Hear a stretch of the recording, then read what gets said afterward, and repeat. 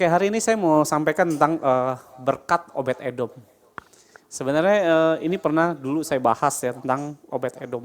Bagaimana Obed-Edom itu diberkati secara ajaib oleh Tuhan. Sebenarnya nanti saya ceritalah tentang bagaimana dia diberkati karena dia hidup takut akan Tuhan. Ya, sebentar kita juga buka di 2 Samuel 6 ayat pertama ya. Ya saudara yang di rumah kalau ada Alkitab ya boleh buka Alkitabnya, tapi kalau yang mungkin sulit lihat pakai handphone ya boleh, atau di layar ada firmannya.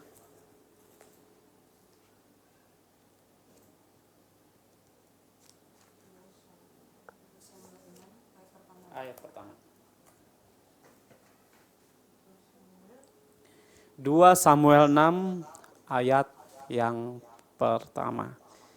Ya, kenapa kita harus pakai Alkitab sih sebenarnya? Karena Alkitab sekarang udah ada yang TB2 ya. TB2 itu ada beberapa perkataannya yang agak ngawur ya Alkitabnya. Maksudnya mulai kompromi ya. LGBT itu boleh kayak boleh lah dan sebagainya. Jadi kenapa saudara yang punya Alkitab yang model lama ya dipertahanin, jangan sampai rusak atau apapun. Karena nanti mungkin yang model lama udah gak keluar lagi.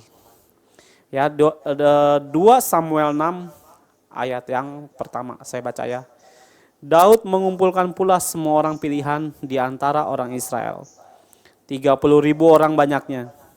Kemudian bersiaplah Daud lalu berjalan dari Baale Yehuda dengan seluruh rakyat yang menyertainya untuk mengangkut dari sana tabut Allah yang disebut dengan nama Tuhan semesta alam yang bertata di atas kerubim. Di ayat 3, mereka menaikkan tabut Allah itu ke dalam kereta yang baru setelah mengangkatnya dari rumah Abinadab yang di atas bukit. Lalu Uza dan Ahio, anak-anak Abinadab, mengantarkan kereta itu. Ya, sampai di ayat 3 dulu. Saya sedikit cerita tentang kronologi bagaimana tabut Allah itu ada di bukan di Obed-Edom. Ya, lagi mau dibawa ke Yerusalem lah yang penting ya. Ya, jadi sebenarnya tabut Allah itu diambil dulu sama orang Filistin. Ya, singkat cerita orang Israel itu berperang dengan orang Filistin sebanyak 3 kali. Yang pertama kalah, yang kedua kalah, yang ketiga kali ya Imam Eli atau anak-anaknya Imam Eli, Hofni Pinehas bawa tabut Allah ke medan peperangan, kalah juga. Nah, saudara juga harus perhatikan kenapa udah bawa tabut Allah tetap kalah perang orang Filistin. Karena Hofni Pinehas, saya nggak bahas Hofni Pinehasnya, singkat aja. Hofni Pinehas itu tidak menghormati Tuhan. Hidupnya ngawur. Dia tahu tentang kebenaran tapi melanggar kebenaran. Sehingga di saat dia bawa tabut Allah seakan-akan membawa semangat yang besar kepada pasukan Israel, ujungnya tetap kalah. Tuhan biarkan kalah peperangan. Karena apa? Ingin matiin Hofni dan Pinehas. Tapi balik lagi, saya tidak bahas hal tersebut.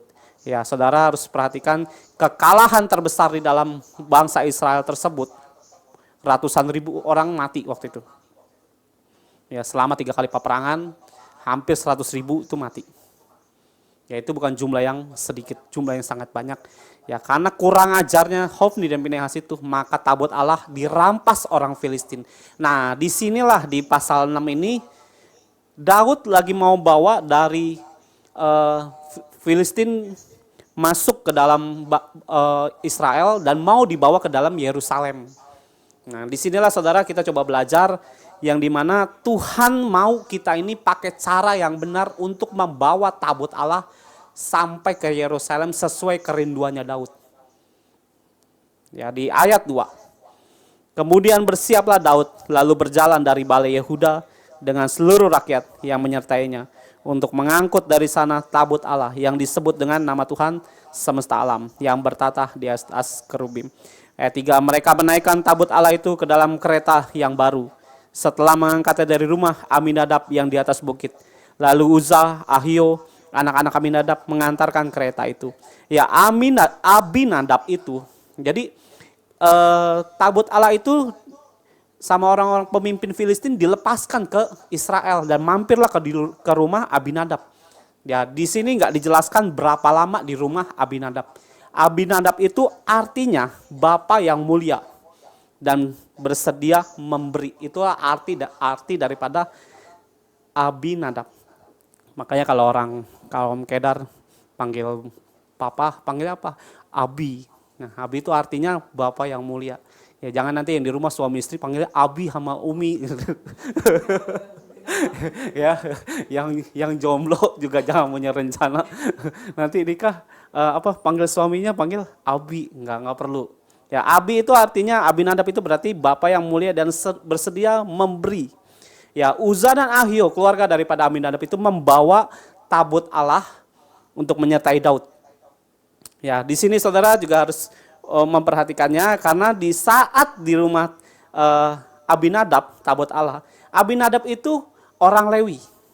Ya, jadi orang-orang Lewi saja yang boleh mengangkat tabut Allah, tapi hari ini tidak berlaku hal seperti itu. Kita semua adalah juga tabut Allah dari mana? Ada di bait kita, ada di tubuh kita sendiri. Ya, di ayat 4, Uza berjalan di samping tabut Allah itu, sedang Ahio berjalan di depan tabut itu. Ayat 5, Daud dan seluruh kaum Israel menari-nari di hadapan Tuhan dengan sekuat tenaga, diiringi nyanyian, kecapi, gambus, rebana, kelentung, dan ceracap. Ya, disinilah di ayat 6 yang saya mau bahas. Ketika mereka sampai ke tempat pengirikan Nakon, maka Uza mengulurkan tangannya kepada tabut Allah itu, lalu memegangnya karena lembu-lembu itu tergelincir. Ayat 7, maka bangkitlah murka Tuhan terhadap Uza. Lalu Allah membunuh dia di sana karena keteledorannya itu ia mati di sana dekat tabut Allah itu. Kita tahu cerita tentang ini yang dimana Uza disambar Tuhan karena dia menyentuh tabut Allah. Ya, kalau saudara jadi Daud, ya, bukankah waktu tabut Allah itu mau jatuh, terus saudara pegang, bukankah itu adalah hal yang wajar? Saya waktu membaca ini, ya, firman ini, tanpa kalau pengertian daripada Tuhan, saya ngelihat apa yang menjadi maksud baik daripada Uza dan Daud, itu benar-benar aja. Tapi waktu saya baca ini semua, Tuhan tuh bicara berbeda. Tuhan bilang, dari awal dia berangkat itu udah salah. Loh, kenapa saya bilang begitu? Kenapa? Apa yang salah? Karena ada ketentuan dan ketetapan Tuhan yang Tuhan sudah ajari, dan Daud, Abinadab dan Ahio dan siapa? Uza itu tidak memperhatikan aturan-aturan yang Tuhan mau. Loh, dari mana aturan-aturan? Di sini nggak ada tuh ayatnya aturannya harus begini. Ada di perjanjian sebelumnya, di kitab Bilangan dan Keluaran. Saya nggak bahas itu semua karena terlalu panjang. Ya, jadi ada banyak anak Tuhan itu, walaupun dia kenal Tuhan, kenal namanya Allahnya, ada seringkali kita justru melanggar apa yang Tuhan mau.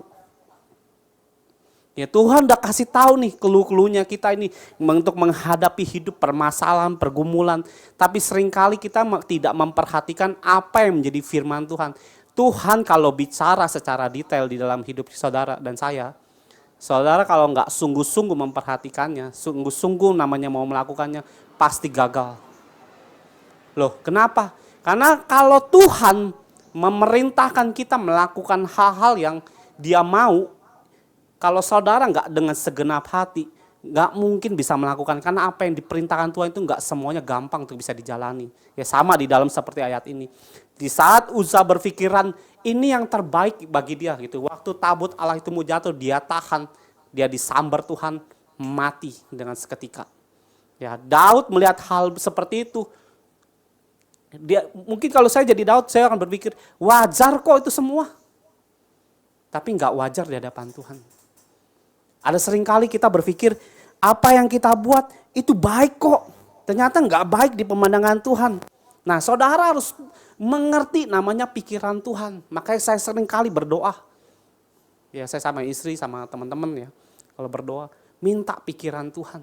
Karena apa yang dipikirin Tuhan belum tentu kita bisa berpikir seperti apa yang Tuhan mau. Contoh. Dulu saya berpikir namanya nabur itu baik. Karena firman-Nya juga bilang, menaburlah maka menuai. Wah, seiring namanya saya menabur, saya tabur ke banyak orang. Sampai saya sendiri gak punya tabungan. Saya berpikir itu baik. Tapi Tuhan tegur kami waktu tahun 2016. 2016 Tuhan bicara begini, kau tidak punya tabungan. Loh, emang masalahnya apa? Saya pikir gak punya tabungan, toh mati juga gak dibawaan. Kita manusia berpikir seperti itu kan. Tapi Tuhan gak mau mengajari hal seperti itu. Dia mau mengajari supaya kita itu punya tabungan. Untuk apa? Nggak tahu nanti di step berikutnya berjalan juga kita nggak ngerti. Contoh nih kayak teman kita ya. Kayak adalah teman. Saya bilang nabung. Buat apa ya? Nggak tahu nabungnya dulu. Nah, saya nggak perlu sebut namanya ya. Nah, bulan depan dia mau ke Pontianak. Nah, ke Pontianak pakai uang itu. Yang saudara sudah tabung, yang nggak tahu senengin orang tua kah? Itu kan juga nginjil. Ya kalau kita modelnya bokeh mulu, nungguin Tuhan mulu. Gak semuanya apa yang kita pikirin itu dengan menabur sampai uang habis itu benar di hadapan Tuhan. Saya pernah kenal dengan satu hamba Tuhan. Ya dulu waktu awal-awal saya bertobat di tahun 2012. Ya saya kenal seorang wakil gembala waktu itu di salah satu gereja terbesar di Indonesia. Saya pelayanan di situ jadi multimedia sama istri waktu itu masih belum jadi istri yang sah. Ya, masih teman. Nah, singkat cerita, gembala ini dari kaum berhala, dulu kaya banget. Ya bagi saya sih kaya banget sih, enggak sih biasa aja sih, kaya aja lah gitu. Nah, singkat cerita, dia hidup dalam Tuhan, kekayaannya dibabat Tuhan, habis semua sampai nol. Tapi dia tetap bertahan, akhirnya Tuhan bawa naik, hidupnya itu jadi punya kelimpahan lah ya dengan hartanya. Dia punya uang dan lain sebagainya. Nah, setelah saya kenal beliau gitu ya, beliau sudah dipanggil pulang. Nah, singkat cerita, dia itu tipe orang yang sangat ringan untuk menabur. Dia berkati orang. Orang yang butuh apa, sampai maaf ya, banyak orang Kristen juga datang manfaatin orang tersebut. Nah,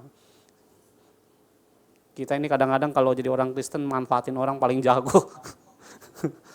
Ya, nah singkat cerita saya ngelihat gembala ini, ya seorang bapak. Saya pikir ini orang dimanfaatin sebenarnya, tapi ya sudahlah. Saya pikir uang dia gitu loh. Saya juga awalnya juga baru-baru bertobat, mana mungkin saya bersuara ataupun menasihati orang tersebut.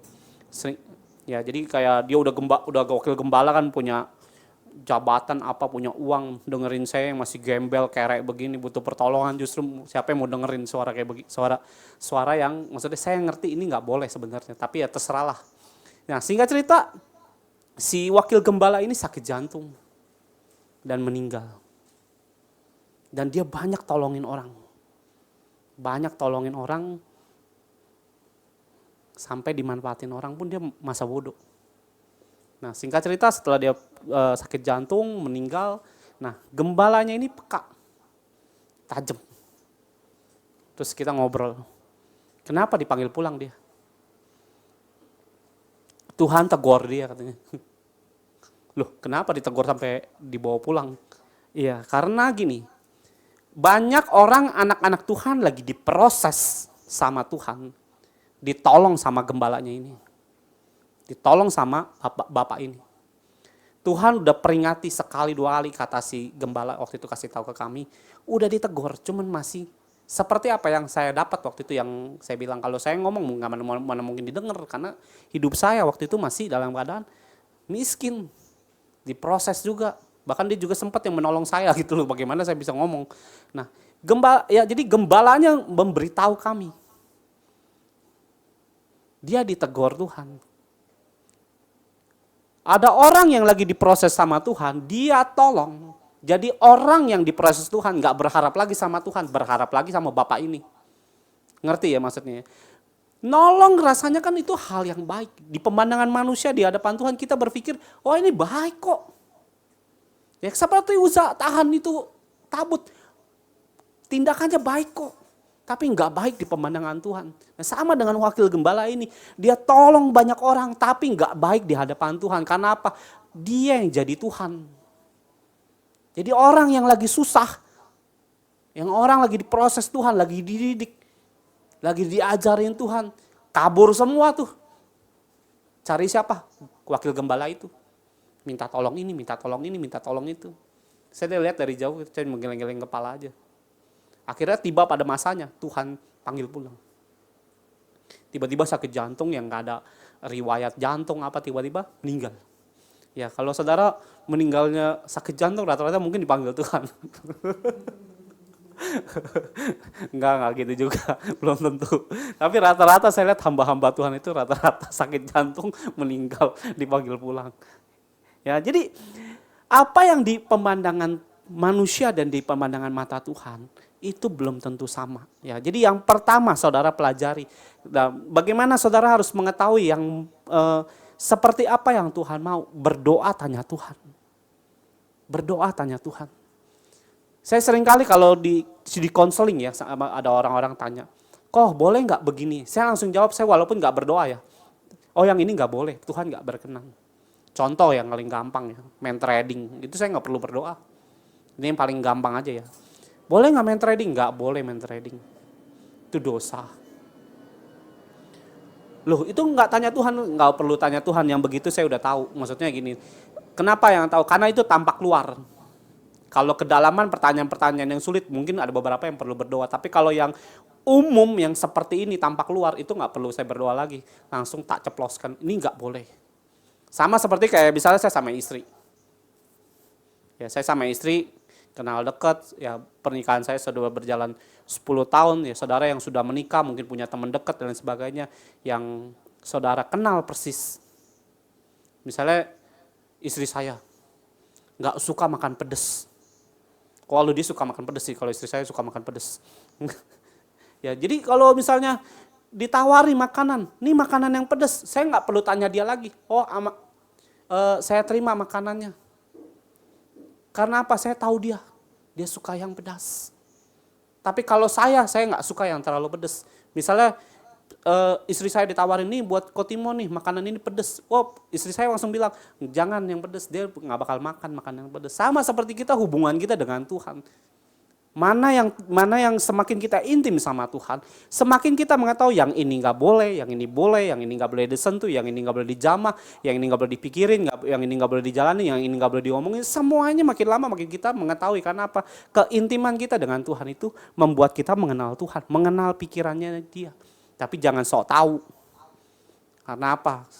Seiring saudara mengenal Tuhan itu nggak semuanya saudara kenal. Makanya ada yang tampak luar yang langsung bisa kita jawab karena kita tahu yang ini tidak boleh. Ada yang kedalaman yang pertanyaannya yang detail yang kita benar-benar juga nggak ngerti, baru doa tanya Tuhan. Ya yang pertama, ya saudara harus belajar namanya sepemikiran dengan Tuhan.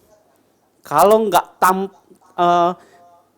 tidak berpikir dengan apa yang Tuhan mau, hari-hari yang di depan ini akan makin sulit, makin sukar. Nah, saudara akan makin bisa pahit ujungnya. Karena apa? Daud di dalam ayat ini ujungnya marah. Sampai dia mengerti tentang Tuhan, baru dia namanya menerima ataupun membawa tabut Allah itu sampai ke Yerusalem. Ya, tapi nanti kita baca ayatnya. Ya, di ayat 7, maka bangkitlah murka Tuhan terhadap Uzza, lalu Allah membunuh dia di sana. Karena keteledoran itu ia mati di sana di dekat tabut Allah itu. Ya dari awal cara bawa tabut Allahnya aja udah salah.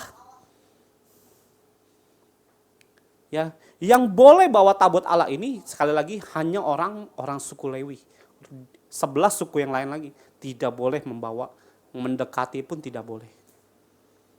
Daud punya namanya keinginan yang baik, tapi belum tentu baik di hadapan Tuhan. Nah yang benar tuh bagaimana? Dari tadi ini ngomonginnya, yang ini udah salah mulu ini ngomongin, ya kan? Ya tapi Tuhan itu sudah kasih tahu di perjanjian yang dimana ketetapan yang Tuhan bilang terhadap Musa. Tabut itu harus dibawa dipikul, tidak pakai bawa gerobak.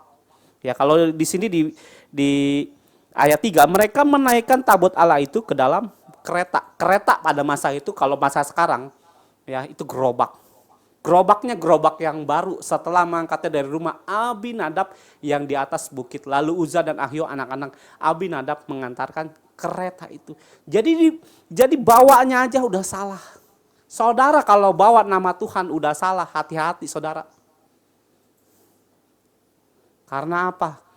Ya hari-hari ini kalau kita salah bawa nama Tuhan, masa namanya penghakiman kita itu kena nantinya. Ngajar salah, doain orang salah.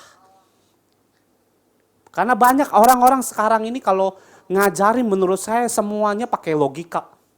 Pakai pikiran. Saya bilang waduh, saya kadang-kadang sering kali lihat TikTok ya, bukan TikTok sih, kayak feeds ya atau reels gitu ya.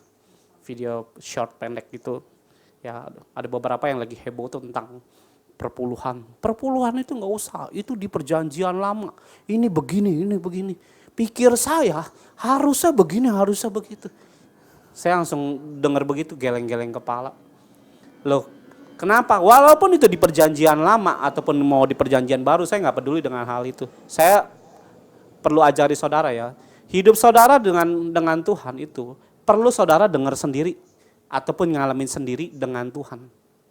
Jadi bukan soal pengajaran dengan hamba-hamba Tuhan yang luar biasa, nggak luar biasa, itu nggak penting. Yang penting itu saudara ngalamin Tuhan secara pribadi. Karena secara pribadi Tuhan itu mau berurusan dengan kita. Ya, perpuluhan saya bilang ini bukan soal pikir nggak pikir. Manusia punya pikiran, ini perjanjian lama atau perjanjian baru. Saya nggak peduli dengan hal itu, jujur aja. Tapi perpuluhan itu kewajiban kita itu memberi Tuhan itu. Karena Tuhan suruh, karena waktu saya berdoa Tuhan bicara. Dari Tuhan bicara itulah saya tahu ini wajib, bukan pikiran saya. Kalau pikiran saya baiknya mendingan saya nabung aja tuh perpuluhan, gak usah perpuluhan. Nanti saya jalan-jalan ke Jepang. Ya, jadi bukan soal pikir nggak pikir. Ada lagi orang berpikir full timer itu nggak perlu, itu di perjanjian lama. Orang full timer tuh hanya beberapa nabi aja, yang lainnya semuanya kerja, punya ladang, punya ini. Saya bilang siapa sih yang mau orang full timer? Tapi kalau Tuhan perintahin, inilah lain cerita. Makanya kalau kita diajar, ya, bawa di hadapan Tuhan. Minta pikiran Tuhan, minta hatinya Tuhan. Supaya bukan pengajaran pikiran manusia yang masuk dalam hidup kita. Karena sekarang masa ini, pikiran manusia yang lebih cenderung masuk. Setan tuh terlibat dalam firman Tuhan. Bahkan dia bisa membolak-balikan semua kata-kata ayat firman ini. Maka daripada itu, kalau kita sampai nggak dengar namanya suara Tuhan, saudara Kristen tapi nggak pernah dengar suara Tuhan, bahaya buat saudara. Apalagi nggak dengar, boro-boro mau sepemikiran dengan Tuhan. Abinadab adalah imam loh. Dia bawa masuk rumah tabut Allah. Tapi dia nggak ngerti cara membawa tabut. Ada seringkali kita Kristen ngerti Yesus Kristus adalah penyelamat. Tapi saudara nggak ngerti kerinduan dia atas hidup saudara itu mau dipakai Tuhan jadi apa nggak tahu. Destiny kemana nggak tahu. Berdoa bagaimana nggak tahu. Saya ketemu banyak orang Kristen tuh kayak begitu. Saya bukan menghakimi, saya ngelihat sendiri. Saya nggak bilang ini nggak berdoa masuk neraka, nah itu saya menghakimi. Tapi saya seringkali saya ngelihat kok berdoa nggak mau. Nanti giliran selamat mau yang paling depan, rumah paling gede, emas paling banyak, bakulannya paling penuh. Kalau saudara mau seperti itu, ya Tuhan kita itu Tuhan tetap Allah yang adil loh. Bekerja ada upah, melayani ada upah. Nggak melayani mau dapat upah itu dari mana? Orang nggak kerja, orang males aja nggak dapat upah loh. Ya, di ayat 7, maka bangkitlah murka Tuhan terhadap Uzza, lalu Allah membunuh dia di sana karena keteledorannya itu. Ia mati di sana dekat tabut Allah itu. Ya, jadi kalau saudara membawa tabut Allah dengan cara yang salah, ada resiko-resiko yang saudara harus hadapi. Ya, di sini saudara bukan soal bawa tabutnya nih. Jadi sekarang kita bawa tabut Allah nih. Kita cari, kita beli tabut Allah gitu. Terus kita bawa, bukan kayak begitu. Ya, cara saudara membawa kekristenan saudara, cara bawa namanya firman Tuhan yang Tuhan udah bicara dalam hidup saudara, cara saudara melakukan yang salah ada upahnya juga. Contoh, seringkali kalau kita ngomong, kamu harus melakukan ini, nabur ini, nggak mau dilakukan. Risikonya apa? Yang akan ditolong Tuhan. Cara kamu berpikir, ya, cara saudara menghadapi pergumulan, cara bicaramu, cara saudara menyikapi permasalahan, nggak sesuai dengan pemikiran yang Tuhan mau, nggak akan pulih. Itu resiko yang saudara harus hadapi. Tapi saudara kalau ngerti apa yang Tuhan mau, langkah-langkahnya, ya kayak kemarin kita ngobrol ya, lu jangan terlalu banyak cerewet, banyak denger. Udah ngomong nih, masih banyak ngomong daripada banyak denger. Kadang-kadang perlu digamparin dulu apa.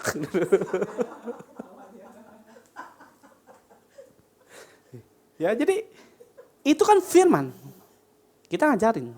Saudara nyikapinya salah, ada upahnya loh. Seringkali kalau kita ngajarin, ayo berdoa, nggak mau. Ya gimana mau masalahnya selesai? Males, tindakannya males, nggak mau berdoa.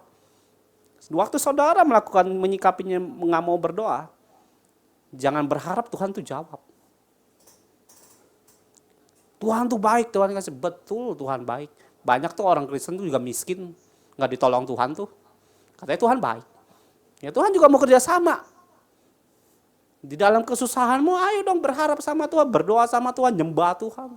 Supaya kita ngalamin pemulihan. Nah, cara saudara berpikir, cara tindakan saudara itu menentukan pemulihan, gak pemulihan saudara.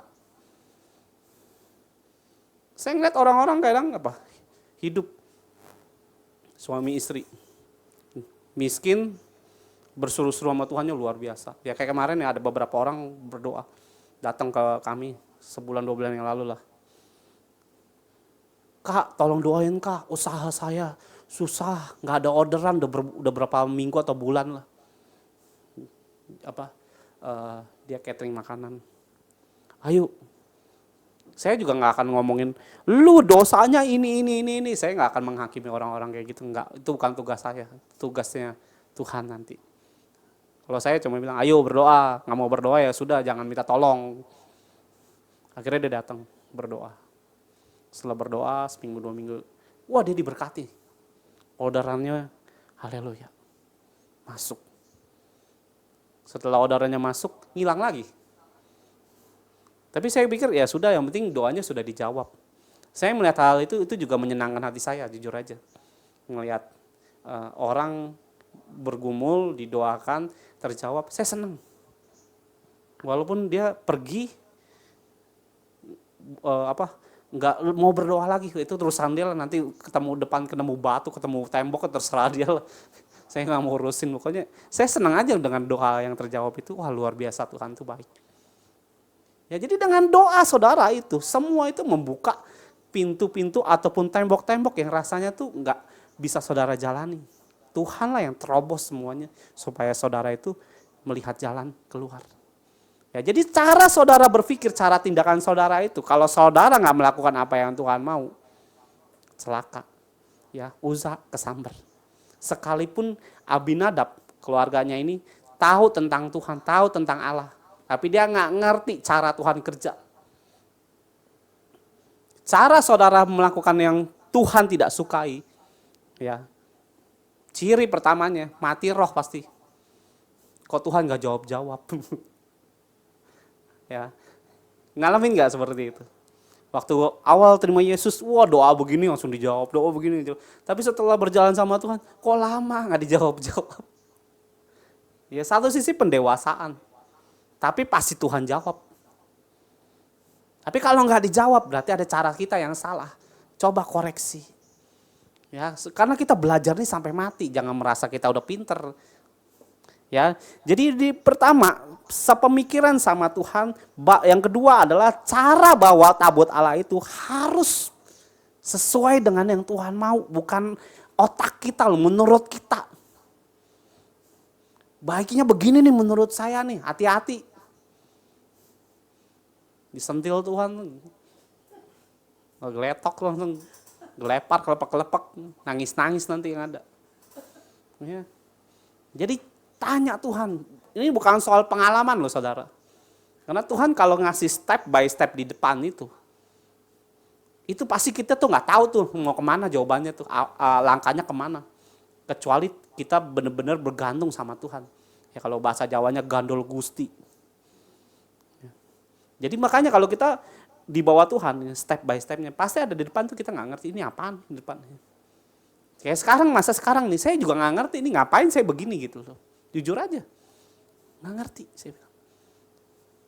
Seringkali saya pengen keluar dari jalur ini. Cuman istri tercinta saya setia. Nanti kenapa Obed-Edom diberkati? Salah satu yang Obed-Edom lakukan apa? Setia. Ya. Kalau saudara ikut Yesus dengan sungguh-sungguh, ya. Ini yang kalau saudara di pertama kan apa? Sepemikiran ya sama Tuhan ya. Minta pikirannya Tuhan.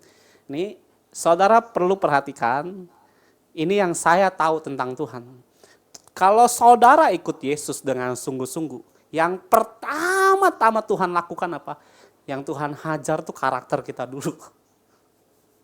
Kalau saudara nggak memperhatikan karakter diri kita sendiri, masuk padang gurun, muter aja, nggak akan keluar. Sampai saudara itu menyadari, oh yang ini gue harus perbaiki. Ini yang saya kenal, Yesus yang saya kenal. Semakin kenapa saya tahu? Karena saya belajar dengan apa yang Tuhan ajari. Oh iya ya, semakin saya ikut Yesus, diuji, diajar. Yang pertama dihajar Tuhan tuh karakter kita dulu. Sombongan kita. Bawel apa enggak. Ya, nyolot apa enggak. Itu pasti Tuhan ajar. Ya, terus kata-katanya kasar. Saya jujur kalau ngomong tuh dulu ngomong kasar saya. Ngomong tuh binatang apa segala macam. Tuhan hajar. Terus kata-kata yang simpel pun Tuhan hajar karakter saya. Bisa kadang-kadang saya sombong dengan hal yang sepele. Wah ini mah karena gue. Wah langsung Tuhan tuh di sini tuh ngomong. Jangan sombong kamu. Kan bercanda Tuhan. Gak ada bercanda-bercandaan di depan Tuhan kalau yang udah sombong mah. Langsung Tuhan hajar. Perhatikan bagaimana karakter hidupmu. Keras kepala batunya kita itu perlu diruntuhkan. Saya ini bukan bisa begini ini bukan karena saya udah karakter yang sempurna, enggak. Yang saudara lihat ini ya polesannya Tuhan ya, maksudnya jauh lebih baik daripada sebelumnya. Sebelumnya saya parah justru. Saya ini kalau nggak ada hubungan sama orang gitu ya, walaupun teman sekolah, teman apa, nggak bakal saya sapa beneran. Serius. Misalnya ini saya temenan nih sama si siapa nih, Finander misalnya. Dari SD, SMP, SMA. Terus sudah lulus semua segala macam kerja. Ketemu di jalan saya nggak ada urusan sama dia, nggak bakal saya tegur.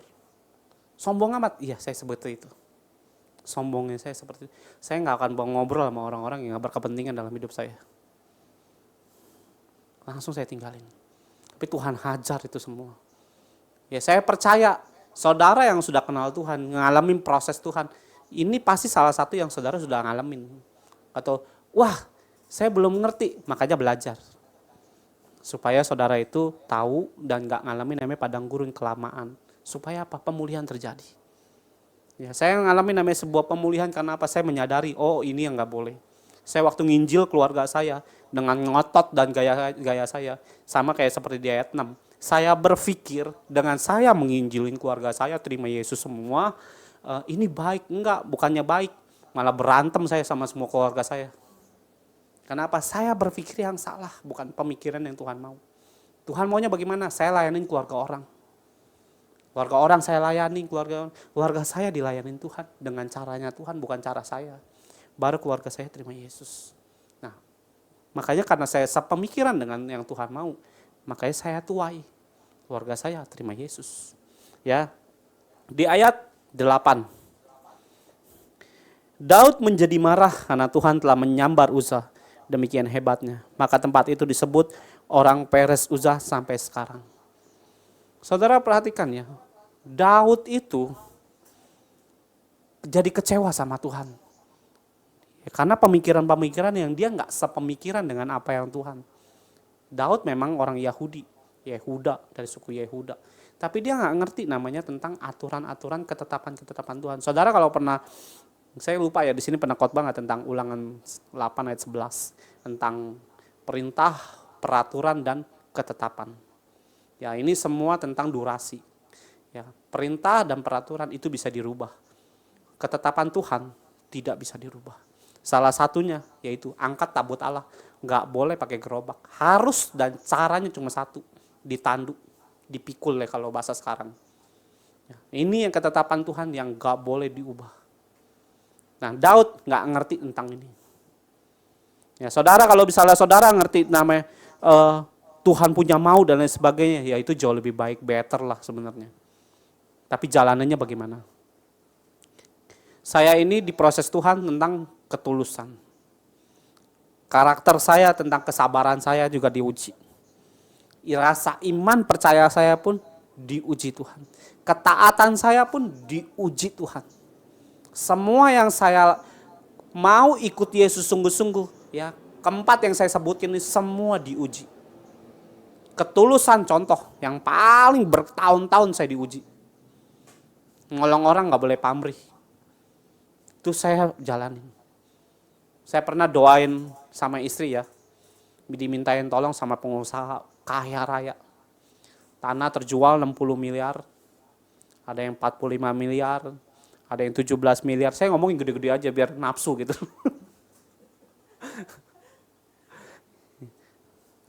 Besar-besar. Kenapa saya ngomongin besar? Ternyata Tuhan uji hati saya. Setelah saya melihat itu semua terjual, banyak pendoa bilang, wah lu kecipratan berapa? Dapat uang loh, dapat ini dong, dapat ini. Enggak dapat apa-apa. Dapat ucapan terima kasih. Lebihnya enggak dapat apa-apa.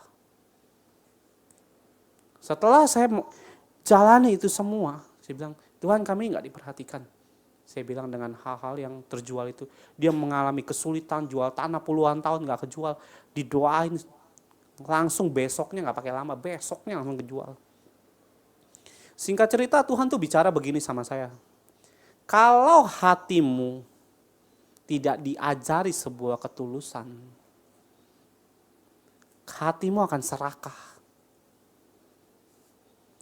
Hal yang sama akan terjadi sama saudara dan saya. Saya sudah lewati, entah dengan saudara. Dengan saudara melakukan ini, dapat nilai yang sangat besar, hatimu bagaimana? Mengingini enggak? Pendoa itu ngomong sama, ada beberapa pendoa ngomong sama kami ya. Lu enggak dapat apa-apa, enggak dapat saya bilang. Enggak percaya saya, ya terserah saya bilang. Kalau rumah sampai hari ini juga ngontrak saya bilang. Kalau saya kecipratan 2% dari 60 miliar, saya bilang minimal saya punya apartemen lah, saya bilang. Iya juga ya. Tapi saudara dengan hati yang bertanya seperti itu, Tuhan tuh ngomong begitu itu udah gak lulus hati kita. Tentang ketulusan. Loh kenapa Tuhan? Karena kalau kamu gagal dalam hal itu, Tuhan gak akan percayain lagi proyek-proyek yang Tuhan mau serahkan kepada kita. Bukan soal uangnya. Ya saya ini cuma rakyat jelata ketemu pengusaha yang sangat kaya itu, kalau gak connect sama Tuhan ya, maksudnya divine-nya nggak Tuhan buka, nggak mungkin saya bisa berhubungan sama orang-orang begitu. Ya jadi itu pun diuji sama Tuhan. Saya bilang sama pendoa itu, sekali yang hati saya seperti itu, saya bilang begitu, Tuhan nggak akan percayain saya lagi, berhenti plak. Kalau cuma diukur dengan uang, saya bilang, diukur segala sesuatu dengan fee, saya bilang, berhenti. Tuhan bekerja. Lu mau doain tanah, mau keliling-keliling tanah sampai kuburan lu sendiri lu keliling-kelilingin, nggak akan terjadi apa-apa. Karena semua perbuatan itu karena Tuhan, bukan karena Regi, karena saya. Tapi saya sama Regi diizinkan melihat kemuliaan yang besarnya itu. Bagi saya besar itu. Walaupun masih banyak yang besar. Contohnya apa? Belah laut saya belum. Ya, jadi ketulusan saudara, kesabaran, rasa iman percaya saudara, ketaatan saudara gimana? Sampai hari ini udah tawar belum? Atau maksudnya tawar enggak?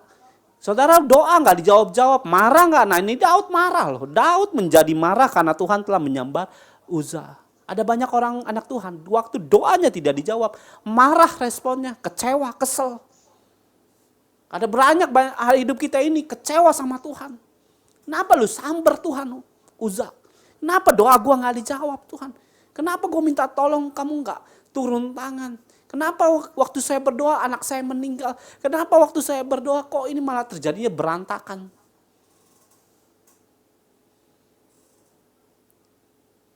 Dua hukum tadi yang saya sebutin. Pikiran kita nggak selaras dengan Tuhan.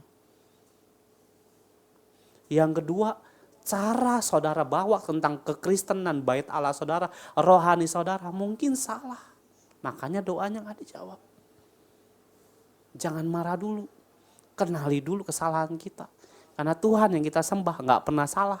Kita lah yang selalu jadi pemain yang salah.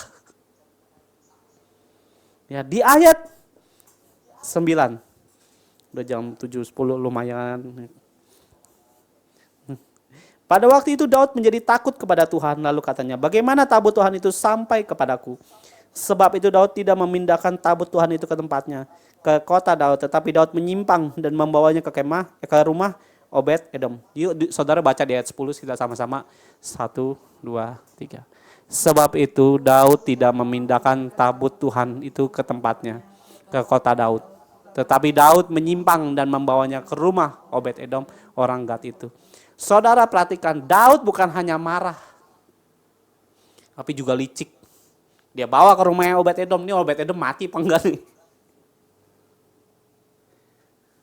Licik menurut saya. Jangan dipikir Daud itu ngerti tentang hati Tuhan, enggak sepemikiran kita bahwa Daud tuh begini, enggak. Daud yang spesial itu di hadapan Tuhan apa?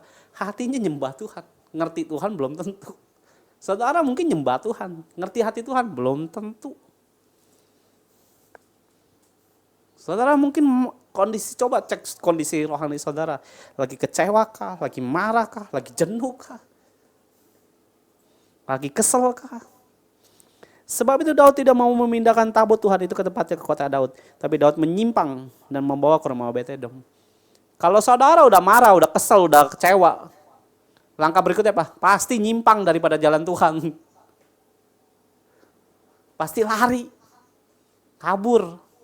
Tuhan suruh apa? Kita pilih itu. Tuhan pilih ini, kita pilih itu. Tuhan pilih itu, kita pilih ini. Kalau hati kita penuh dengan kepahitan, nyimpang pasti jalannya. Pikirannya pasti ngaco, ngawur. Tindakannya pasti sesuai dengan apa yang saudara pikirin. Kalau pikirannya udah salah, tindakannya pasti salah. Nggak mungkin pikirannya salah, tindakannya benar. Ya nggak mungkin seperti itu. Karena buahnya pasti terjadi sesuai dengan apa yang saudara pikirkan. Ya, jadi Daud itu jahat menurut saya. Dia kasih tabut Allah itu ke rumah Obed Edom, diuji dulu. Terjadi bagaimana? Disamber nggak tuh si Obed Edom tuh katanya. Lah usahanya disamber. Ya kan? Obed Edom itu jadi bahan percobaannya. Di ayat 11. 3 bulan lamanya tabut Tuhan itu tinggal di rumah Obed Edom, orang Gad itu. Dan Tuhan memberkati Obed Edom dan seisi rumahnya. Ya, jadi saudara kalau mengerti apa yang Tuhan mau, sebenarnya Obed Edom itu tanpa tabut Allah itu saya belajar tentang cerita Obed Edom ya. Maksudnya kayak biografinya daripada Obed Edom itu bagaimana. Obed Edom itu adalah hamba Tuhan pada masanya. Dia adalah suku Lewi juga. Ya, jadi Daud pun juga ngerti yang boleh bawa tabut Allah itu hanya orang suku Lewi. Obed Edom itu suku Lewi. Obed Edom itu adalah penjaga gerbang tabut. Jadi dialah yang menjaga kemahnya.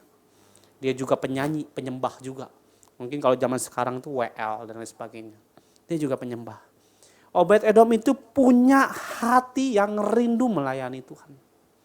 Waktu dia diberi tabut Allah, kesannya mungkin Daud ini juga dalam penyimpangannya, dalam dia punya kelicikan untuk namanya nyobain si Obed Edom.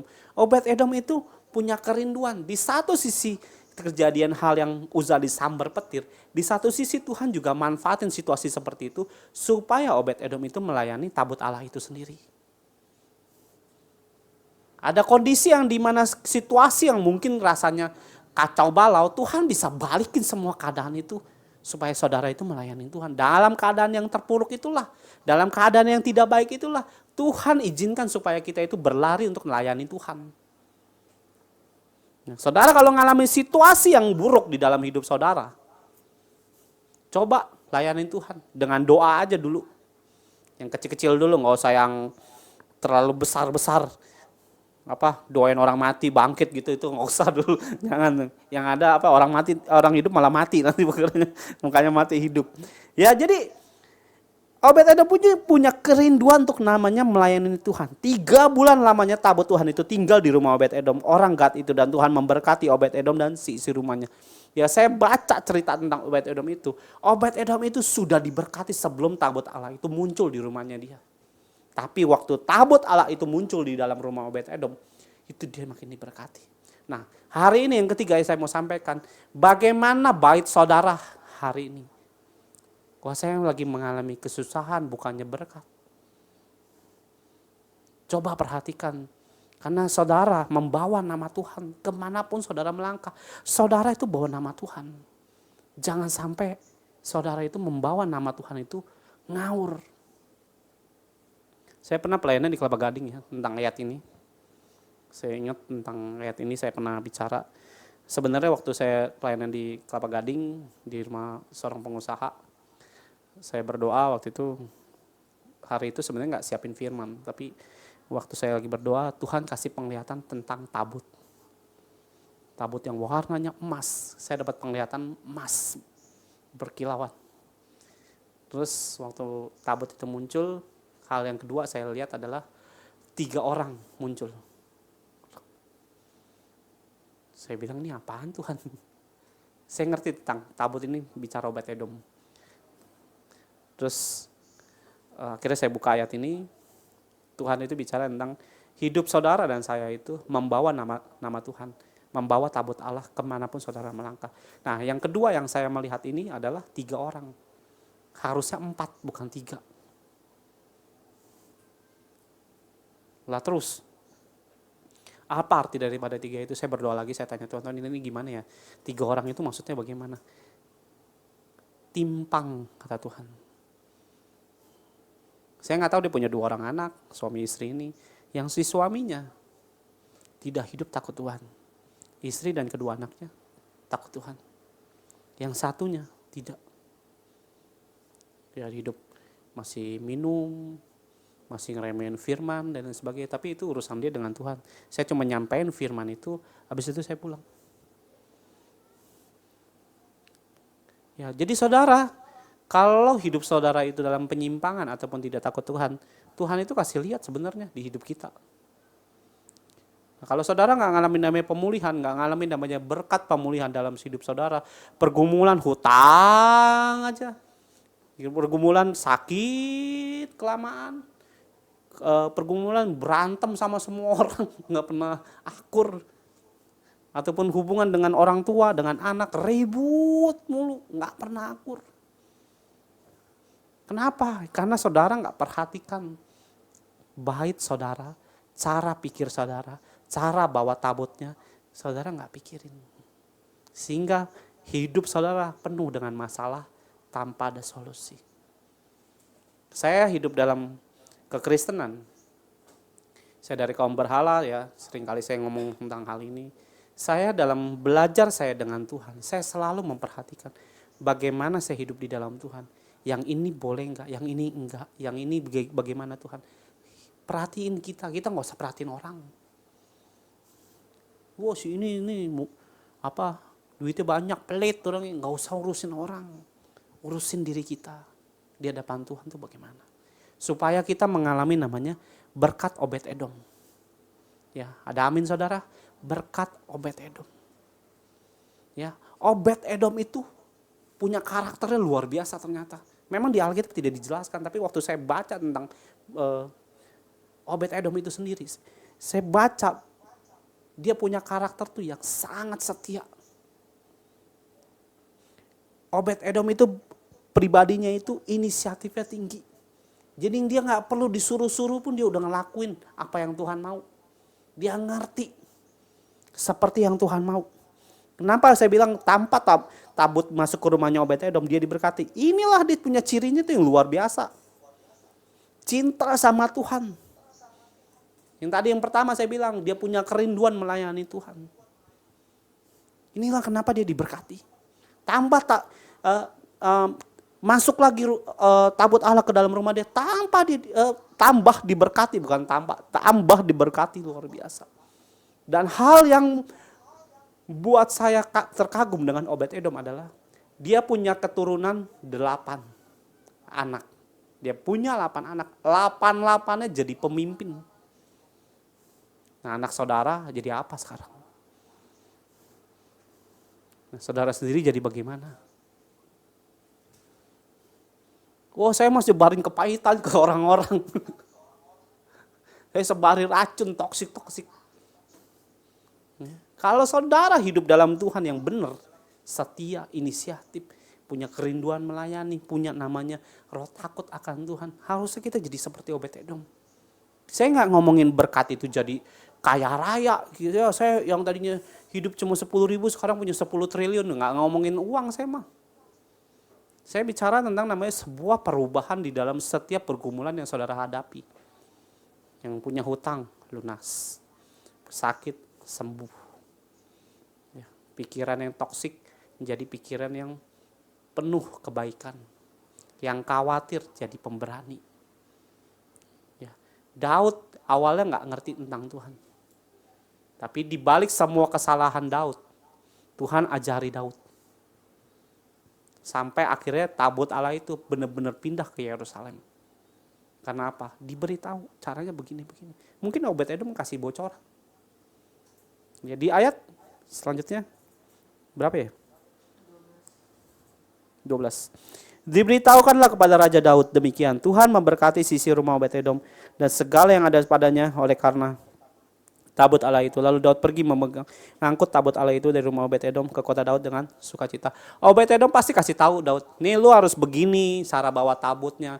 Nah, hari hidup kita ini, ya setelah Obed-Edom itu diberkati selama 3 bulan, barulah Daud mau bawa tabut Allah itu dengan sukacita ke Yerusalem. Ada banyak hamba Tuhan itu udah ajari kitanya jangan bebal, jangan kepala batu. Belajar dari orang-orang yang sudah dipulihkan, belajar daripada orang-orang yang sudah diberkati Tuhan, yang dari pergumulan, sakit, sembuh, mengalami namanya sebuah perubahan dari yang gelap menuju pada terangnya Tuhan. Belajar dari orang-orang begitu, jangan ditumpangin tangan, dibuatin sampai mulut kita berbusa-busa tanpa saudara melakukan apa yang Tuhan, seperti apa yang Tuhan mau di dalam seperti ayat yang tadi saya sebutkan, nggak akan berubah apa-apa. Saya kalaupun sama Regi gitu, saya jarang namanya doain orang, karena apa? Bukannya saya nggak mau doain, tapi bagi saya tindakanmu itu jauh lebih merubah semua apa yang saudara rindukan. Saya kayak sama Inka ya, kita berdoa bareng, tapi maksudnya nggak pernah tumpang tangan. Lu harus begini. Dengan tindakannya dia itu merubah semuanya, tanpa ditumpang tanganin. Ya betul ya. Ya jadi bukan karena tumpang tangannya, tapi karena dia mau melakukan apa yang, gue harus begini ya, tanpa ditumpang tanganin. Semua berubah. Yang gak boleh berubah apa? Berharap sama Tuhannya. Saya bisa kayak begini apa? Ditumpang tanganin terus setiap hari. Sampai tidur pun ditumpang tanganin gitu. Sampai kalau perlu tangannya diikat di kepala saya gitu. Enggak. Nah, saya belajar ini dan saya lakukan ini, belajar ini, saya lakuin ini.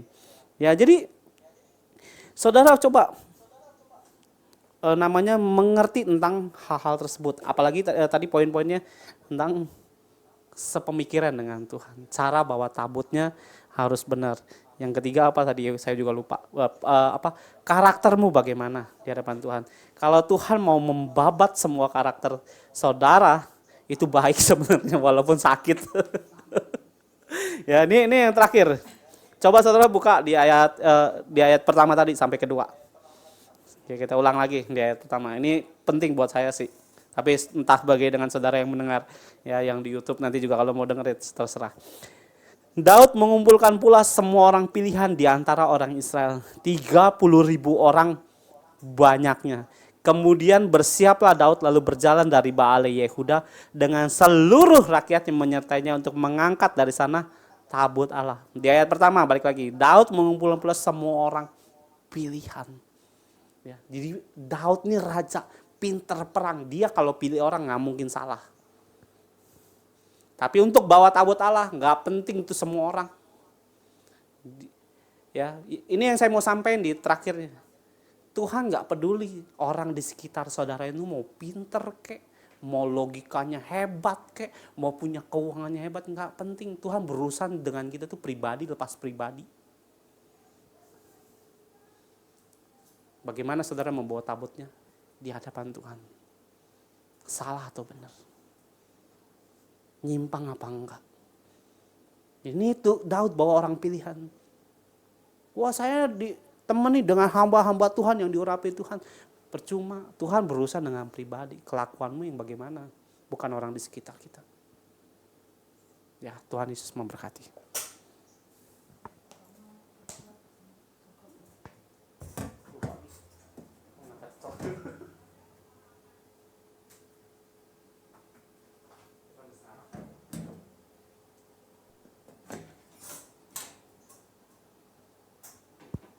Shalom, siapa yang diberkati dengan kebenaran firman Tuhan? Yo, lambaikan tangan supaya semua bergerak, tubuhnya sehat semua kan? Nah, puji Tuhan. Bapak Ibu, saya mau sedikit kasih tahu sedikit lah ya. Sedikit bisa jadi banyak nih. Tadi sebelum kita memulai ibadah, kita semua lagi bersih-bersih, masing-masing mandi lah ya. Tapi waktu di saat saya keluar dari mandi, ada hal yang Tuhan kasih tahu sama saya, yaitu mengenai sikap hati.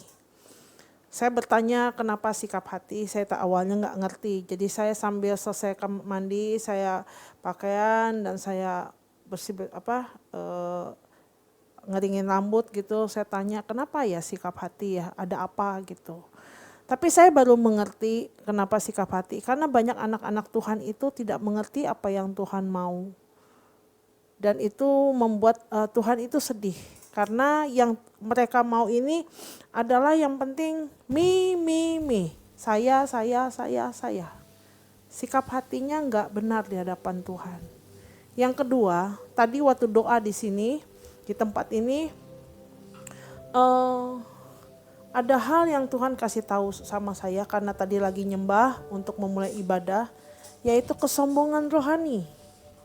Tuhan kasih tahu saya tentang kesombongan rohani. Saya memilih diam, tadi saya tidak menyanyi. Saya tanya kenapa ada kesombongan rohani? Karena banyak sekali yang Tuhan kasih lihat ya. Sebenarnya ada muka yang Tuhan kasih lihat sama saya, tapi saya tidak bisa bicara di sini karena muka itu begitu jelas siapa yang menjadi suatu kesombongan rohani. Dikasih tahu lagi ininya, celahnya, ininya gitu. Tapi saya memilih diam, saya cuma kasih tahu aja. Kadang-kadang kita ini nggak bisa dibilangin, nggak bisa diajar sama Tuhan. Dia merasa, ini mah ya hamba Tuhan ece-ece lah. Bukan kaliber punya, ya cuman yang baru, ya bocah lah gitu loh. Ada seperti itu di hati anak-anak Tuhan. Dan saya melihat, loh kok, oh iya benar juga ya. Ternyata dua ini barusan saya dapat adalah sikap hati dan kesombongan rohani. Siapapun kita, saya berharap jangan pernah punya sikap hati yang jelek di hadapan Tuhan. Jangan pernah punya sikap hati yang jelek juga terhadap sesama. Begitu juga jangan pernah sombong rohani, dan ini juga berlaku bagi kami yang di tempat ini. Jangan merasa kita puas, jangan merasa kita merasa lebih satu dengan yang lain. Saya berharap siapapun kita, kalau diajak untuk ibadah atau mungkin diajak Zoom, ayo responin. Karena kenapa hari-hari ini tidak gampang, banyak kematian rohani. Saya ngajak ini malam minggu, ini bukan hal yang gampang saudara. Saya sebenarnya lebih baik kita istirahat ya. Tapi kita harus bayar harga. Karena kenapa waktu kemarin belum lama nih, saya cerita sedikit ya. Saya ini ke rumah sakit. Dan waktu ke rumah sakit saya mendoakan bersama suami dan sepupu saya, mendoakan orang kena stroke. Tiba-tiba dia kena stroke, gak tahu kenapa. Nah, singkat cerita kita doakan, ternyata orang tua ini karena sikap mulutnya tidak baik, selalu berbicara bercandanya kasar. Dan Tuhan kasih tahu itu dan saya sampaikan. Saya kalau nyampein aja apa adanya ya. Nah, terus setelah mendoakan itu saya tanya sama orang ini, baca firman enggak Pak? Saya tanya. Enggak, dulu iya. Dan rumah orang tua ini di Pontianak. Terus saya bilang gini, besok-besok saya ke Pontianak, saya sidak ya rumahnya ya. Saya bilang gitu, saya mau lihat firmannya, jangan-jangan Alkitabnya berdebu lagi, saya gituin. Dia bilang, oh iya boleh. Dia senang hati kalau saya datang. Tapi singkat cerita saya bilang ke dia, baca firman supaya tubuh kita ini semuanya dipulihkan. Karena dengan kita membaca firman, firman itu kan hidup ya. Firman itu tidak pernah mati loh, hidup. Karena firman itu adalah Yesus, Tuhan sendiri. Dan itu akan membuat kita setiap sel kita dari ujung rambut sampai ujung kaki itu akan dipulihkan, akan diberikan kesehatan semua. Saya itu percaya soal seperti itu. Nah, singkat cerita waktu pulang saya ngomong sama yang nunggu. Hati-hati sekarang untuk beli Alkitab. Dan ini saya ngomong juga sama saudara, karena Alkitab sekarang ini sudah berubah, yang ada label TB2 itu jangan dibeli. Karena sudah banyak kerancuan dan mereka itu ada tentang LGBT. Dan di dalam itunya ada 69 itu tanda LGBT. Nah, singkat cerita dengan enaknya orang ini berkata begini, wah Kak, begitu berat ya kamu ya, semangat ya untuk memberitakan firman, maksudnya ngasih tahu bahwa itu tidak boleh dipakai dan ya itu kan bagianmu gitu loh, maksud dia itu bagianmu lah engkau menceritakan bahwa itu tidak boleh dipakai Alkitab ini. Jujur ya saudara, saya tuh sedih loh. Karena kenapa? Masalah firman itu adalah masalah kita. Bukan karena kami yang melayani, tapi kita semua anak-anak Tuhan. Jangan mau dikamili, jangan mau dibohongin. Peperangan itu bukan milik saya, bukan milik suami atau milik Inka atau semua hamba-hamba Tuhan, bukan. Tapi milik kita semua. Kalau firman sudah dirubah dan kita tidak tahu firman kebenaran mau gimana. Dan semua akan menjadi kacau. Kita tidak mengerti isi hatinya Tuhan. Saya berharap kita semua jangan egois dalam arti cuek ya. Yuk nyatakan kebenaran, melayani Tuhan. Melayani Tuhan itu gak usah harus pelayanan di gereja, saudara. Dengan kita berdoa, satu. Yang kedua, gampang kok sebenarnya. Setiap ada Zoom, ataupun kalian mendapat flyer dari manapun, misalnya ibadah gereja atau hamba-hamba Tuhan yang kalian dengar, kalian forward kemanapun. Itu udah melayani Tuhan loh. Kan kita gak bisa jalan kan kemana-mana dengan keterbatasan kita. Kita udah melayani loh. Karena kenapa? Kan kita gak tahu teman kita butuh firman, teman kita butuh jamahan Tuhan. Yuk jadi penyampaian firman yuk. Jangan egois hanya taruh di HP aja. Dan HP juga dipakai yang benar. Jangan cuma untuk gosip atau cuma ngumpulin resep masakan gitu ya. Tapi yuk kita pakai untuk melayani Tuhan. Yang ketiga, kita bisa dengan tenaga apa sih tetangga kita mungkin butuh, yang bisa kita bantu. Yang keempat, mungkin kita bisa menabur dengan dana. Lakukan itu. Jangan menjadi cuek. Hari-hari ini tidak gampang. Kalau kalian cuek, Tuhan pun akan cuek. Saya tanya, siapa di sini yang kalau berdoa kok sepertinya Tuhan tidak jawab? Coba. Siapa yang merasa kalau sekarang ini berdoa, Tuhan kok kayaknya gak jawab ya lama? Nah, itu Finander. Sebenarnya kalau kita merasakan itu adalah kita mengucap syukur. Karena kenapa? Di saat nanti pengangkatan kita tidak diangkat, Roh Kudus itu udah gak ada. Ya seperti itu rasanya. Kok lama ya Tuhan, kok gimana ya? Kok garing ya? Kok gak dijawab ya? Yuk. Jadi 5 gadis bijaksana, jangan menjadi 5 gadis bodoh yang begitu cuek dengan segala sesuatunya, minyaknya gak ada. Saya berharap semua tidak menjadi cuek tapi banyak berdoa. Doakan negaramu, doakan kotamu, doakan di mana tempat engkau tinggal, doakan keluargamu, teman-temanmu, semua doakan, berdiri untuk di mana kita berada, untuk negara dan semuanya pelayanan itu. Banyak berdoa ya. Terkadang saya sedih loh, tadi kan suami saya cerita sedikit ya. Ada teman saya ini usaha dengan susah. Kalau udah lagi susah pasti WA saya. Kak Regi, dagangan saya sepi, mau bayar motor gak bisa, bayar listrik gak bisa, bayar kontrakan gak bisa, udah diusir. Sekarang saya tinggal di rumah tante saya di Tampung. Saya bilang berdoa, datang hari Kamis doa. Wah dia datang semangat. Begitu didoakan, besoknya dia bilang gini, makasih ya Kak, siomay gue banyak nih pesanan, nasi tim gue nih banyak, ini segala macam banyak. Saya seneng. Kamis lagi saya lihat, dia masih datang. Berikutnya dia masih datang. Karena kenapa? Setiap didoakan dia bilang berlimpah pesanannya. Berikutnya hilang. Karena kenapa? Urusannya cien. Jangan Yesus jadi budakmu untuk cien. Belajar punya sikap hati yang tulus. Disembuhkan tidak disembuhkan, punya uang gak punya uang, makan gak makan, tetap Yesus. Kita diciptakan Tuhan ini, pasti Tuhan berkati. Gak mungkin kan kita dilahirkan di dunia, di muka bumi ini, terus ditelantarin, gak mungkin. Pasti ada aja, kita lahir, tetangga, saudara, pasti ada yang ngasih kan. Wah ada ngasih popok, ada yang ngasih minyak telon, ada misalkan segala macam. Itu tandanya kita lahir itu diberkati. Yuk sekarang kita punya sikap hati yang benar saudara. Dan jangan menjadi sombong rohani ya. Kalau menjadi sombong rohani udah gak bisa diajak ngomong, udah gak bisa diajak nyembah, udah gak bisa diajak doa.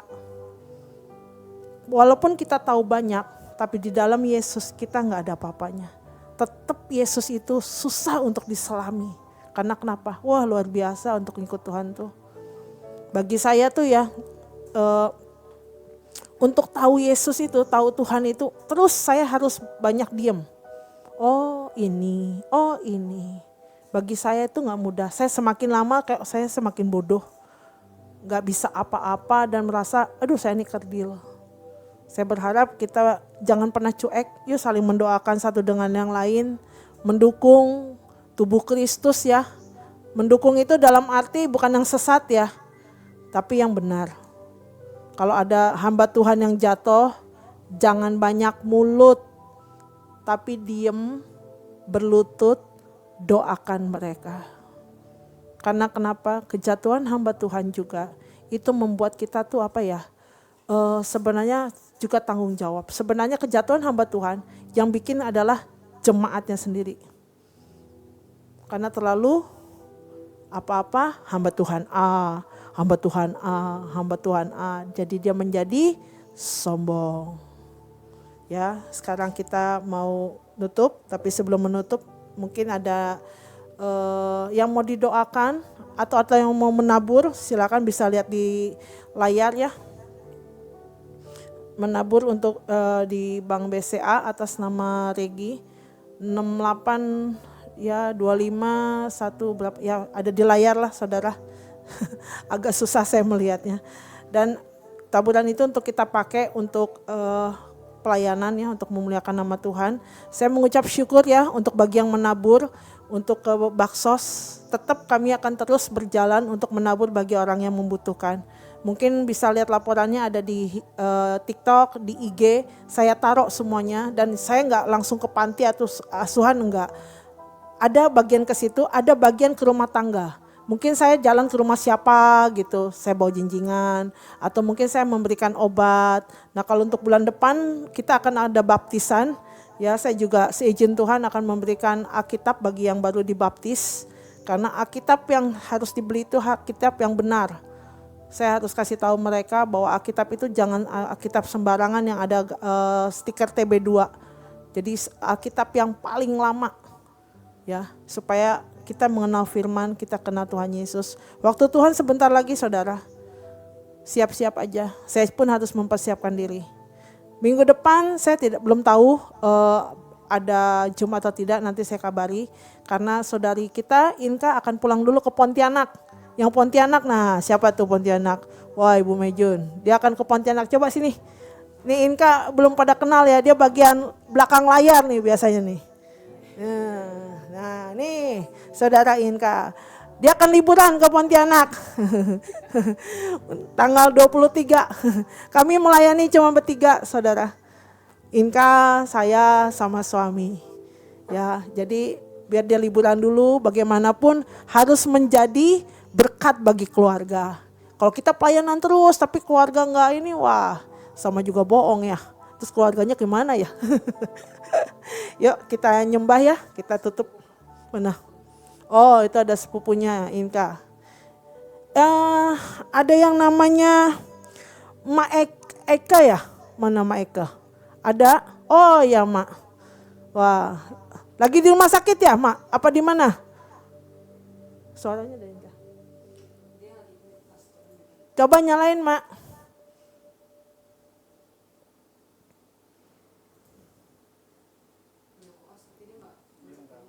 Oh, nanti aja kita WA ya. Nanti seizin Tuhan saya datang untuk mendoakannya. Nanti saya atur waktu dulu. Kalau bisa nanti hari ini. Ya kita mendoakan Maeke yang sakit ya. Ya, tapi nanti kita doakan. Kita sembah dulu ya semua ya. Yuk.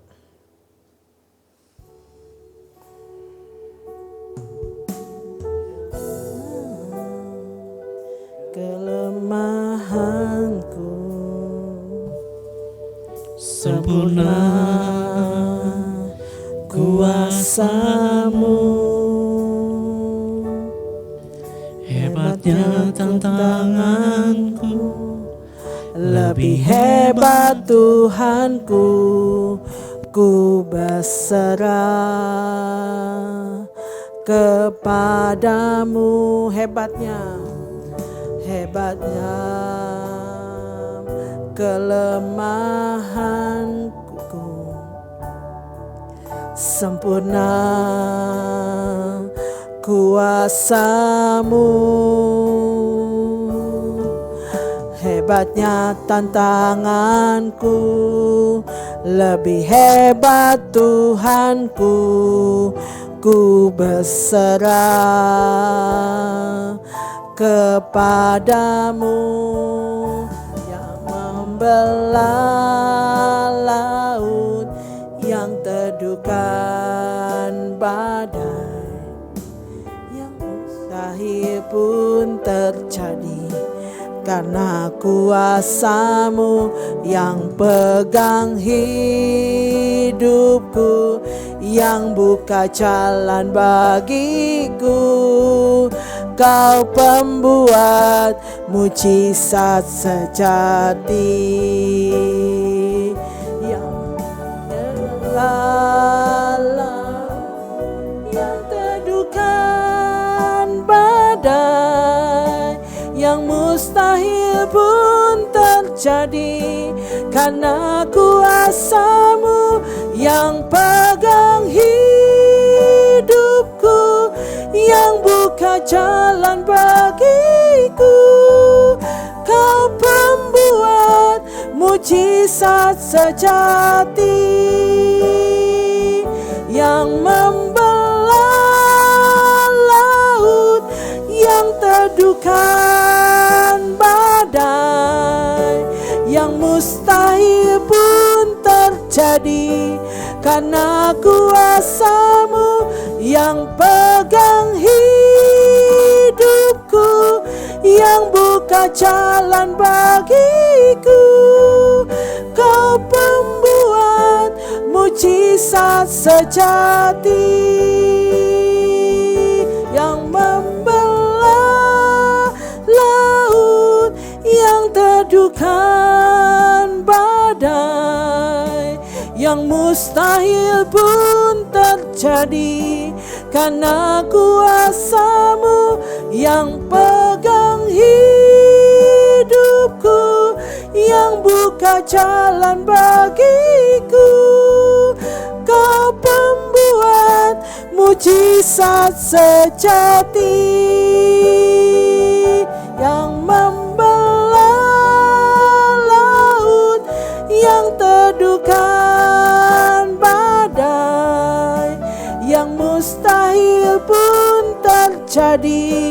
karena kuasa-Mu yang pegang hidupku, yang buka jalan bagiku. Kau pembuat mujizat sejati,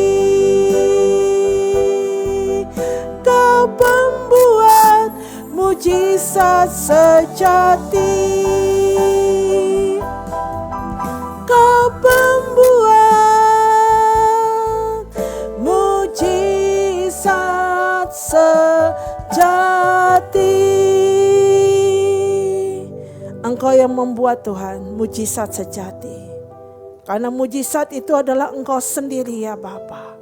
Kami mengucap syukur Tuhan untuk kebaikan-Mu Roh Kudus. Terima kasih kalau hari ini Bapa kami boleh beribadah. Dari awal, pertengahan hingga akhir, Engkau sendiri yang menuntun kami. Engkau sendiri Roh Kudus yang menjamah setiap kami. Orakanaya rapa patakana masekena. Ena kalabato kera lokole kera basakanaya. Era takalabato kora takarabasakana. Ora takarabase. Hiratokona kana mashikina era takala batokera laba apakala koda tokera baka era tokena koda bashikina nana era takana matokorama apapa tokora dekena era tokona kana mashikina ura takara bashikina kana mase. Kami serahkan Bapa setiap anak-anak-Mu Roh Kudus. Kami serahkan Bapa yang di Pontianak, kami serahkan yang di Taiwan, kami serahkan yang di Mojokerto, baik yang di Jambi, Purwakarta, Jakarta, baik itu di Kamboja sekalipun Tuhan. Kami serahkan semua ke dalam tangan-Mu Roh Kudus. Karena kina kana masukana, kira patah karabasakana. Hea naya ira.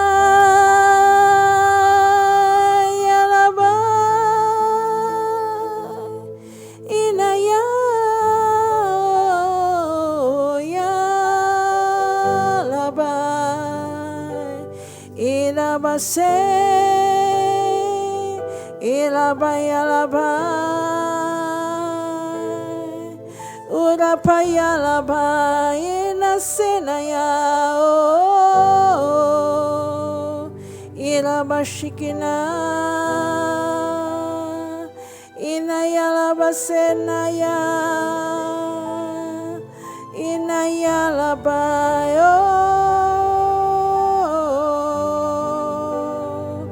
Irabayalabase naya urapayalapatakana mayalabase iratakala kena kana batokoraba iratakala batakara bashikina dadikina matokorabashi tikila patakala batokora takala basakana uratakala matokara bashikina dadadade tokora takana mashikina takada base uratakala batokora takala bashikina ne iratakana mayara patakarabase uratakana na rekena kede koda de kede de sakana uratakala patokurabashikina uralalala toto korabasa iratakana masakana iratakana mase sikena kana masa uratakana makuramashi uratakana de kena kana mase uradadadadada sakana unakala mase.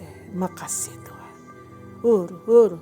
shikidada tu soko namas era takarabashi kudada nakala nakalabashikena takarabashikena sokona era takarabas ura takarasi nakalabashikena nakokodo keshiri dede nakalabasakana sokona karamase sakanamas. Makasih Tuhan, Engkau yang menjamah Bapa setiap anak-anak-Mu berada Tuhan. Engkau jawab setiap pergumulan mereka Tuhan. Kami percaya Tuhan, kuasa doa tidak dibatasi ruang dan waktu. Walaupun kami Bapa di tempat yang berbeda, tapi kami boleh bersatu hati Bapa di dalam roh Tuhan, untuk menyembah Bapa dan mendengarkan kebenaran firman-Mu. Terima kasih Tuhan, terima kasih Roh Kudus. Biarlah Bapa Engkau yang menyempurnakan semuanya Tuhan. Baik firman Bapa, baik penyembahan. Biarlah tumbuh Bapa di tanah yang subur, yaitu di hati kami Tuhan. Dan terima kasih Roh Kudus, ajari kami terus Bapa untuk punya sikap hati yang benar dan kami tidak menjadi sombong. Terima kasih Roh Kudus, sebentar kami akan berpisah. Kami serahkan setiap anak-anak-Mu Tuhan. Walaupun seizin-Mu Bapa, kami akan melangkah ya Roh Kudus. Untuk Bapa, berdoa Bapa di tempat yang sakit Tuhan. Kami mohon penyertaan-Mu Roh Kudus. Biar Roh Kudus semua jalan boleh terbuka dalam nama Tuhan Yesus. Apapun yang menjadi kebutuhan anak-anak-Mu Bapa, cukupkan segala sesuatu ya Tuhan. Berikan hati yang sungguh-sungguh, biar roh takut akan Tuhan mereka terima.